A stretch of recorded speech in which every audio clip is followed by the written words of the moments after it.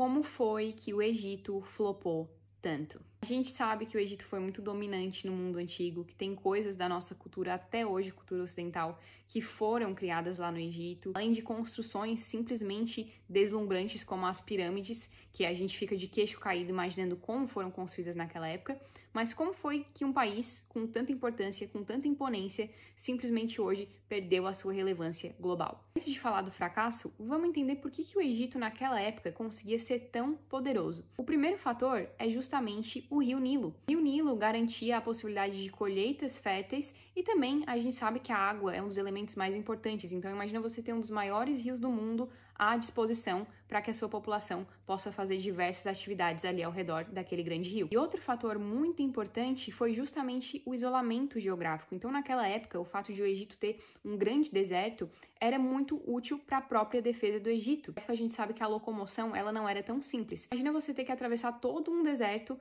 para poder atacar o Egito. Por mais de 2000 anos, essa foi a realidade do Egito, que permitiu tanta prosperidade naquela época. O primeiro sinal de decadência do Egito foi justamente um enfraquecimento interno.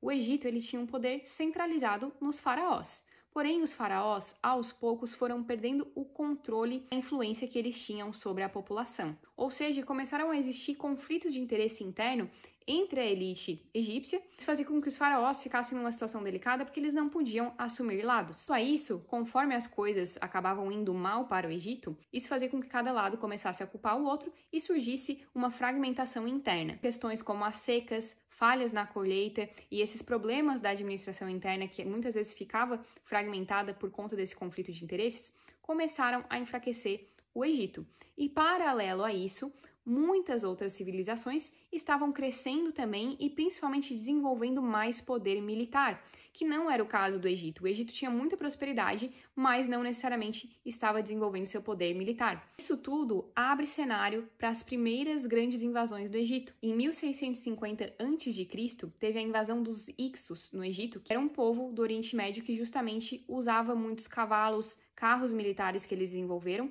e conseguiram facilmente invadir o Egito, que não tinha esse poder e nem poder militar. O Egito já era fragmentado, depois tem essa invasão que torna a economia e todo o sistema egípcio ainda mais enfraquecido, e isso tudo leva a um cenário que é muito popular, que foi a invasão persa, que ocorreu em 525 a.C., e justamente se aproveita mais uma vez desse cenário de fragilidade do Egito. Os egípcios até tentaram se revoltar contra o Império Persa, porém era um império muito poderoso, como a gente sabe, e eles não conseguiram fazer nada. Porém, em 332 a.C., a gente tem uma nova invasão que tira o Egito das mãos do Império Persa, que foi justamente a invasão de Alexandre o Grande da Macedônia. 10 anos depois de conquistar o Egito, Alexandre o Grande falece. E isso abre espaço para a dinastia dos Ptolomeus, que era uma dinastia grega. Eles eram descendentes do general Ptolomeu I, que era um general do Alexandre o Grande, que fica com o território do Egito para si após o falecimento do Alexandre o Grande, porque assim que ele falece, o governo macedônico ele é dividido entre os seus generais descendentes. Os Ptolomeus até se empenharam em tentar se adaptar mais à realidade egípcia, ao contrário dos outros impérios e exércitos que invadiram o Egito anteriormente.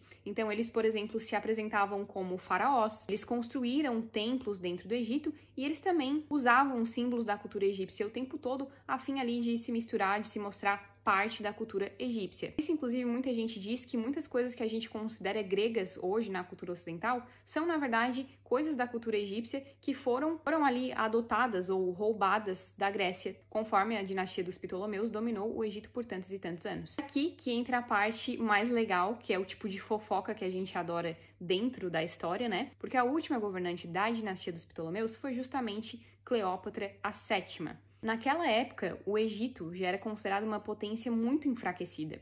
Então, a Cleópatra começou a se envolver com homens influentes da República Romana, porque ela acreditava que, de certa forma, se o Egito se unisse ao Império Romano, eles poderiam prosperar conjuntamente. O primeiro desses homens com quem ela se envolve é justamente o Júlio César, e inclusive eles têm um filho juntos que eles chamam de Ptolomeu XV, ou seja, olha a quantidade de Ptolomeus que já tinham. Porém, a gente sabe o que acontece com Júlio César. Ele é assassinado por César, Bruto e Cássio. Isso gera um conflito entre os generais de Roma e os assassinos do Júlio César. Quando os generais vencem esse conflito, porém, se cria um cenário em que não se sabe quem vai assumir o Império Romano. Foi o período chamado de Segundo Triunvirato. Três principais candidatos a serem imperadores do Império Romano. Tinha Otávio, que era herdeiro do Júlio César, porém era um herdeiro adotivo. O general Marco Antônio, que era o principal general do Júlio César. O general Lépido, que não era tão influente quanto o Marco Antônio. No fim, eles decidem excluir o general Lépido e dividem o Império Romano. Tinha o lado ocidente para o Otávio e o lado oriente para o Marco Antônio. O lado ocidente incluía a Itália e o lado oriente incluía o Egito. Então, Marco Antônio vai para o Egito e começa também um relacionamento com a Cleópatra. Isso deixa o Otávio pé da vida, porque o Marco Antônio já era casado com a irmã do Otávio, a Otávia. Não somente ele abandona a Otávia, começa um relacionamento com a Cleópatra, mas ele tem filhos com a Cleópatra e começa a simplesmente favorecer o Egito em tudo. Ele basicamente coloca o Egito como o projeto dele e esquece o resto do Império Romano e foca ali no Egito, e a Cleópatra, claro, feliz da vida, porque esse, de certa forma, sempre tinha sido o objetivo dela. A gota d'água foi o testamento do Marco Antônio, porque ele declarou que ele queria ser enterrado no Egito e não em Roma, e nesse ponto da situação, ele já estava dando terras que, de certa forma, pertenciam ao Império Romano para os herdeiros dele, que eram filhos dele com a Cleópatra. Otávio estava de saco cheio dessa situação e queria, claro, justiça para si mesmo. Otávio usa esse testamento do Marco Antônio para convencer o Senado de Roma de que ele estava sendo basicamente um fantoche da Cleópatra que queria só beneficiar o Egito. E assim ele convence o resto do Império Romano a entrar em guerra especificamente contra o Egito. Isso tudo acontece em 31 a.C. A Batalha de Ácio foi a principal batalha nessa guerra. Marco Antônio e Cleópatra perderam facilmente, eles não tinham nem chance com o restante do exército romano. E o final para os dois foi bem trágico, porque o Marco Antônio ele tenta fugir para o Egito, ele consegue, e ele acredita que a Cleópatra já tinha ido de arrasta, então ele acaba cometendo. Só que a Cleópatra ainda estava viva, ela tenta negociar com o Otávio, mas ela conclui ali que ela vai ser levada como prisioneira, então ela também acaba cometendo. Esse momento ele é super importante porque ele acaba definitivamente com a independência egípcia. E esse também é considerado o momento oficial em que o Império Romano se torna Império Romano e o Otávio se declara como o primeiro imperador romano. Antes do Otávio, por mais que todo mundo fosse basicamente imperador, a gente teve todos aqueles períodos ali dos triunviratos que na verdade estavam formando a base para o Império Romano se oficializar a partir desse momento em que eles anexam o Egito. E após Roma, o Egito simplesmente nunca mais recupera sua autonomia. Continua sendo constantemente dominado por impérios que são os impérios dominantes, de acordo com cada época da história. Tivemos então depois dominância do Império Bizantino, depois teve a dominação muçulmana, gravem essa informação que ela é importante, e depois a partir de 1517 o Império Romano domina o Egito. A gente está ali batendo na porta do século XIX, o Egito, além de tudo, é invadido por Napoleão durante as invasões napoleônicas.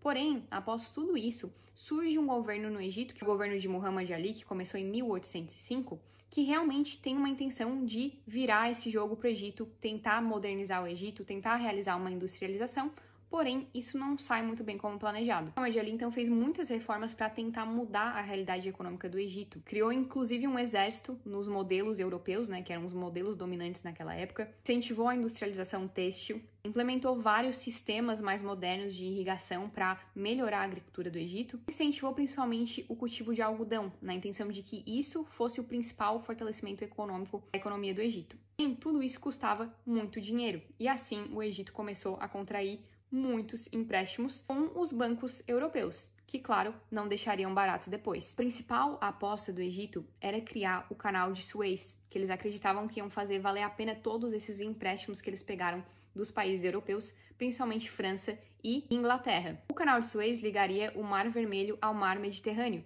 e isso seria de extrema relevância justamente para os países europeus, que ele reduzia o tempo de viagem entre Europa e Ásia. Só que o Egito, através dessas mudanças, transformações e reformas econômicas, não conseguiu mesmo assim pagar esses empréstimos que ele pegou dos países europeus. E no fim, o que o Egito teve que fazer foi vender a sua participação na construção do Canal de Suez para a Grã-Bretanha. Acontece em 1875 e a partir dali a dominância da Grã-Bretanha sobre o Egito foi gigantesca. No ano seguinte, a situação do Egito estava tão drástica economicamente que eles praticamente estavam com uma dívida impagável, ou seja, estavam praticamente declarando falência. Os europeus inclusive criassem uma comissão para lidar com essa dívida pública do Egito. Só que isso gerou uma insatisfação extrema dos egípcios, que já estavam muito insatisfeitos com essa dominação europeia sobre o seu próprio país. Isso fez com que em 1882 houvesse uma revolta nacionalista para tentar expulsar todos os europeus que estavam lá tentando ter controle sobre o Egito. Só que isso justamente foi usado como desculpa pro Reino Unido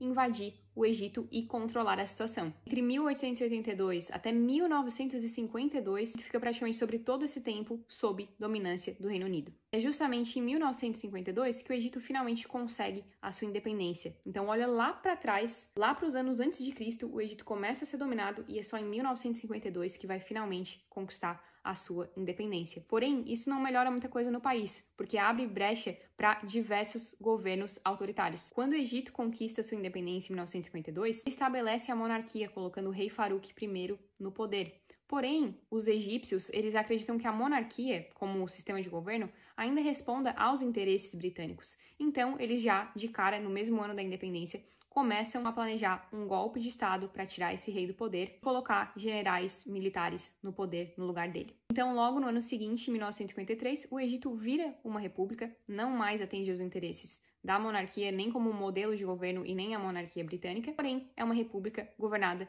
pelos militares. O governo é o governo do general Nasser e de cara ele já tenta acabar com tudo de influência externa no Egito. Confisca todas as empresas estrangeiras e ele declara a nacionalização do canal de Suez, o que gera um conflito internacional gigantesco porque muitos outros países dependiam do canal de Suez para suas transações comerciais. Além disso, ele censurou a imprensa, fez presos políticos e governou com um partido único, transformando o Egito inclusive em um dos países líderes do movimento pan-arabista, que pregava que todos os países árabes se unissem contra todo o Ocidente e Israel. Isso faz com que o Egito, então, no século XX, entre em diversos conflitos contra Israel. E a gente já sabe quem banca o exército de Israel e por que ele é tão forte. Em 1948, o Egito tenta impedir a criação e o estabelecimento do Estado de Israel e perde esse conflito. Em 1967, acontece a Guerra dos 6 Dias, a força aérea egípcia é praticamente completamente destruída pelo exército de Israel. Em 1973, o Egito tenta um novo conflito, mas novamente perde para Israel. Depois do general Nasser, então, existem outros regimes, mas ainda mantendo esse autoritarismo do Egito. O regime de Sadat, que tentou, inclusive, fazer acordos de paz com Israel,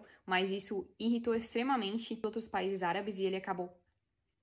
Porém, logo em seguida ele entra o general Mubarak, que governou por 30 anos o Egito e manteve, de certa forma, essa paz com Israel, mantendo relações tanto com Israel e tanto com os Estados Unidos. Porém, ele acaba sendo derrubado pela Primavera Árabe em 2011. Mesmo assim, o Egito continuou sob domínio militar. Desde a independência, o Egito está sob domínio militar. Então, hoje, resulta num país com inflação altíssima, uma dependência total do canal de Suez e também do turismo, um desemprego e pobreza crescentes em todo o país, porque imagina como a população desse país vive estando sob domínio militar há tantos anos. E aí, vocês acham que o Egito tem salvação ou será que as pirâmides, a matemática e outras heranças vão ser a única coisa que eles vão deixar da sua época de glória?